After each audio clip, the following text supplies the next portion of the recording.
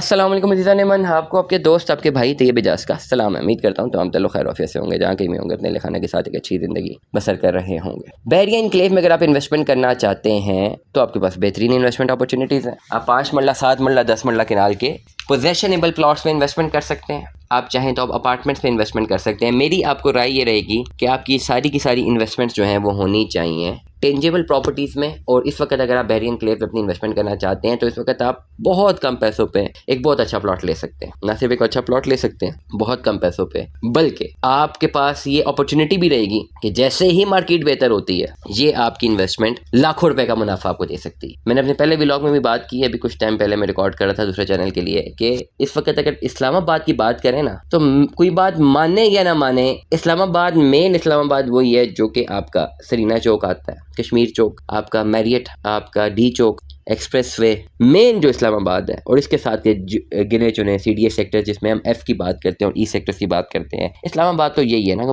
पुराना और मेजर इस्लामाबाद तो आपको यही नज़र आएगा। अब इस पर्टिकुलर सेंटर पॉइंट से मेरी कोशिश होगी मैप पे आपको दिखाएं। मेन मैं बात कर रहा हूँ सरीना चौक की बात कर रहा हूँ। सरीना चौक आपको इंशाल्लाह स्क्रीन पर नज़र आ रहा है। ये चौक से अगर आप एक रेडियस ड्रॉ करें ना हाउसिंग प्रोजेक्ट का तो आपको सिर्फ CDA सेक्टर नज़र आएंगे, जहाँ पे F सेक्टर, E सेक्टर। अब E सेक्टर में हमारे मुल्क की रूलिंग एलीट रहती है। E सेक्टर बनाया इसलिए था रूलिंग एलीट के लिए, F सेक्टर बनाया था फॉरेन सर्विस के लिए, G सेक्टर बनाया था गवर्नमेंट ऑफिशियल्स के लिए, ये पोलराइजेशन, और H सेक्टर हेल्थ और एजुकेशन के लिए बनाया था, I सेक्टर बनाया था इंडस्ट्री के लिए। अब जो पढ़े लिखे लोग हैं वो इन बात को जरूर समझ रहे होंगे। ये मेरी आपकी नॉलेज में आपकी इजाफा कर रहा हूँ, मैं आपकी नॉलेज में इजाफा कर रहा हूँ। ये इस्लामाबाद की क्लासिफिकेशन थी क्योंकि ये प्लान्ड सिटी है। अब इस प्लान्ड सिटी में आपको आस पास इन जगहों के हाउसिंग प्रोजेक्ट नजर आ ही नहीं सकता था ना, क्योंकि ये तो ओवरऑल CDA ने इसको अक्वायर किया है। लेकिन सिर्फ 2 हाउसिंग प्रोजेक्ट हैं जो कि नजर आ गए, बहरिया एनक्लेव और पार्क व्यू सिटी। बिल्कुल अगर आप मैप पे देखें ना, थोड़ा सा ड्रोन व्यू लें तो आपको सरीना चौक से आप एक लाइन ड्रॉ करें सीधा तो आपको पार्क व्यू सिटी और बहरिया एनक्लेव नजर आएगा। अब यही 2 हाउसिंग प्रोजेक्ट्स हैं जो इनके करीब तरीन है इन जगहों के, बाकी तो सारे फिर दूर चले गए।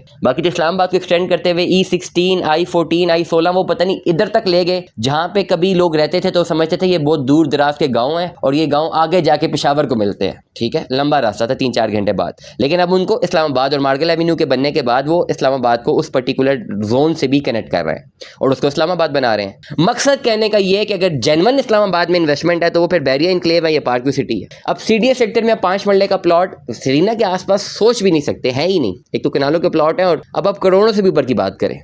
अब यही अगर आप एक रेडियस ड्रॉ करें, बिल्कुल इस्लामाबाद क्लब से एक बड़ी रोड पार्क रोड बन रही है, वहाँ से बिल्कुल स्ट्रेट करके आप कुरी रोड से होते हुए पहले पार्क व्यू सिटी आते हैं, फिर एनक्लेव आते हैं।